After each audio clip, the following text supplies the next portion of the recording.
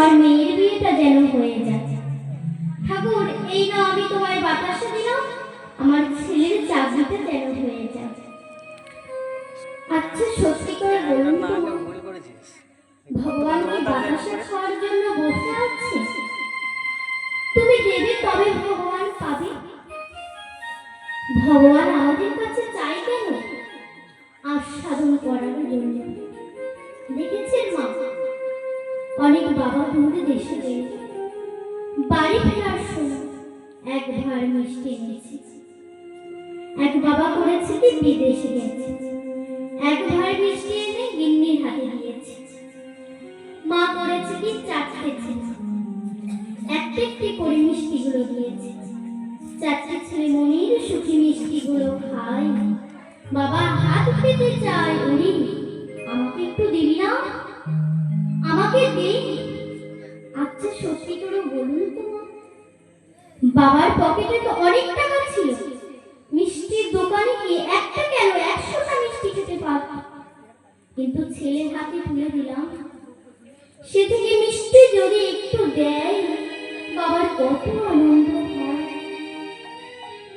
চারটে ছেলের মধ্যে একটি ছেলে পরে কি একটু মুখে করে খুঁজে দেয়, বাবা এই না, বাবা এতেই খেয়ে আনন্দ।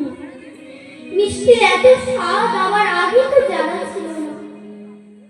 আর একটা ছেলে পরে মিষ্টিটা অর্ধেক অর্ধেক করে ভাঙা, গোটাটা দিতে পারে না, নিজের জন্য অর্ধেক রাখে, বাবাকে অর্ধেক দেয়।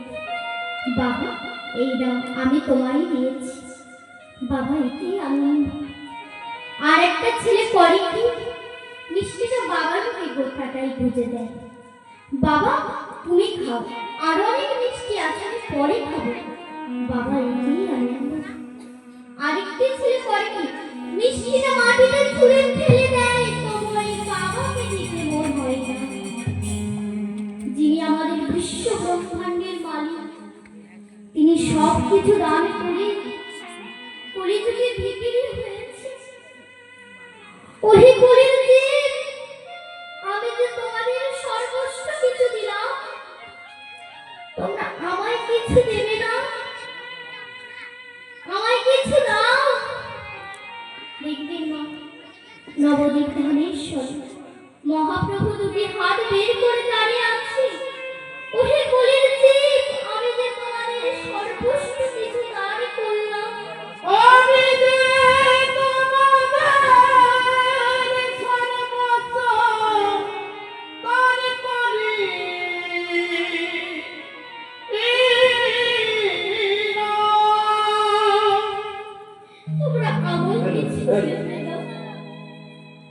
আমরা তো ভগবানকে ভালোবাসতে পারি না। ভগবানের কাছে হাজার ঘন্টা জিনিস চাই, তারপরে ভগবানকে ডাকি। যারা এমন ভক্ত ক্ষীর চুরি করে খাইয়ে দেয়, মাখন চুরি করে খাইয়ে দেয়, আর আমাদের ভগবানের কার পর্যন্ত পৌঁছই তাই আমরা জানি। তেমন একটি কেমন করে ভগবানকে নাড়ু খাইয়েছিলেন, কেমন করে ভগবানকে লাভ করেছিলেন, সেই লীলাকে আজকে আমরা আস্বাদন করব। আজকে আমাদের আস্বাদনের বিষয় হচ্ছে ভক্ত রঘুনন্দন। ভক্ত সারা জীবন ধরে হৃদয়ে একই বাসনা পোষণ করে,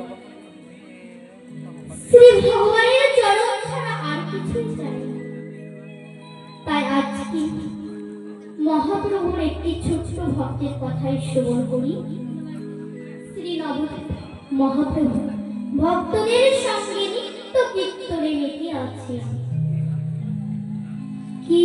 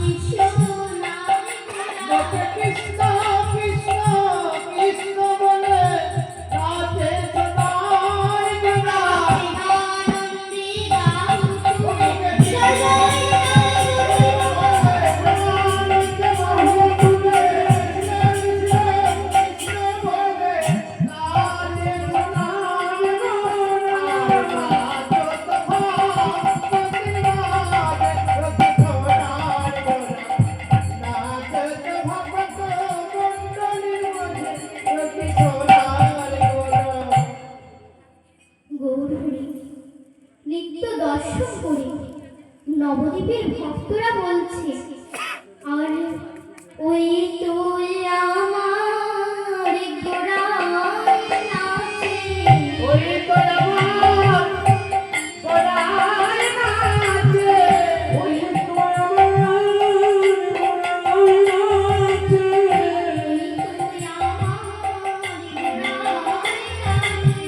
ওই তো আমার গোড়ায় নাচে হেমদণ্ডে বাহু তুলি ওই তো আমার গোড়ায় ভেবে গন্ধ বাহু তুলে ওই তো আমার গোড়ায় নাচে ভেবে গন্ধ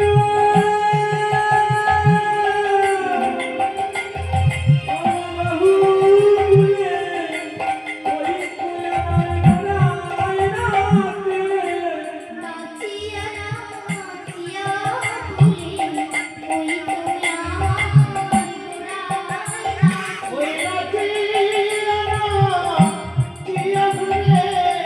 ওই তো আমার গোড়ায়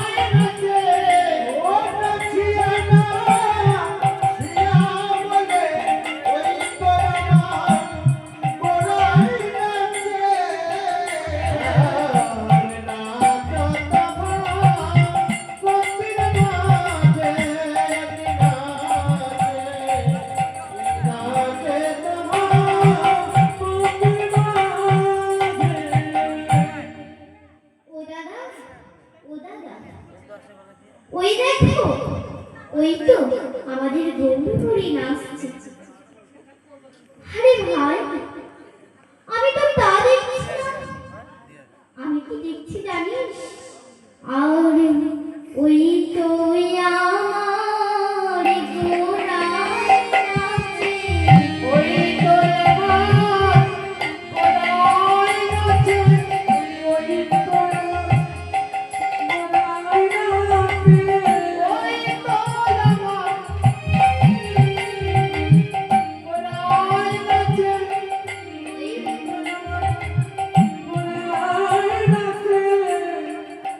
ও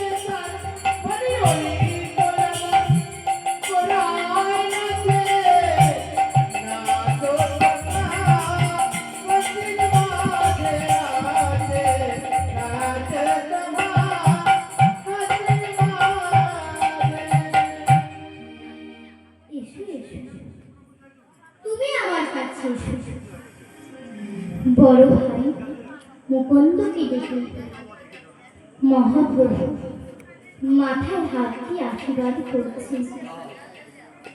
একি কাঁদছ কেন মুকুন্দ? প্রভু, তুমি যাকে আশীর্বাদ করো ভালোবাসো, তুমি তো তাকেই ব্যথা দাও না মুকুন্দ। ব্যথা নয়, আমি তোমাকে একটা উপদেশ দেওয়ার কথা ভেবেছি। শোনো, তোমরা সবাই যদি গৃহ ত্যাগ করে হরিনাম করো, তাহলে তোমার গ্রামবাসী ভয় পেয়ে যাবে। যেহেতু তুমি সবার চেয়ে বড়, তাই তোমার উপরে অনেক দায়িত্ব। যাও, গ্রামে ফিরে গিয়ে হরিনাম করো আর জগতে হরিনাম প্রচার করো। ভাইজি ফিরে যাও, ফিরে যাও, ফিরে যাও, শ্রীখণ্ডে ফিরে যাও। ফিরে যাও, ফিরে যাও, শ্রীখণ্ডে ফিরে যাও, ফিরে যাও,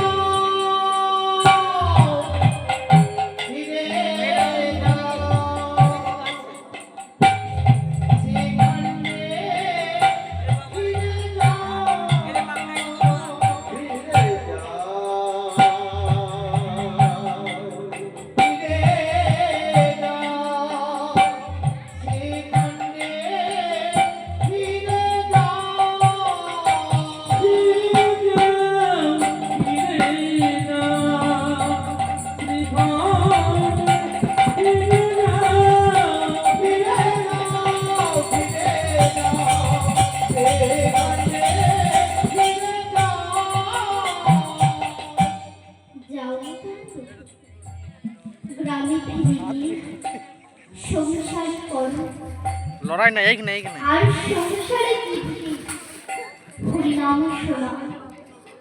তোমার প্রতিবাদের সেবা আর তোমার বংশের চিকিৎসা, ওই চিকিৎসা তুমি যেন ছেড়ো না। আরে দাঁড়ে দাঁড়ে গিয়া চরণ ধরিয়া, ওরে দারে দারে দিয়া ওরে দারে দারে দিয়া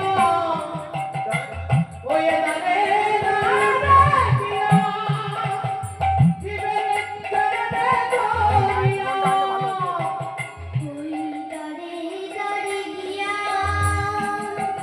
জিরে চরণ ধরিয়া, ওরে দারে দারে দিয়া জীবনে চরণে ধরিয়া মধুর নাম হরিনাম, হরিনাম করিয়া, মধুর নাম হরি নাম হরি নাম হরি নাম ফিরে যাও, ফিরে যাও, ফিরে যাও, ফিরে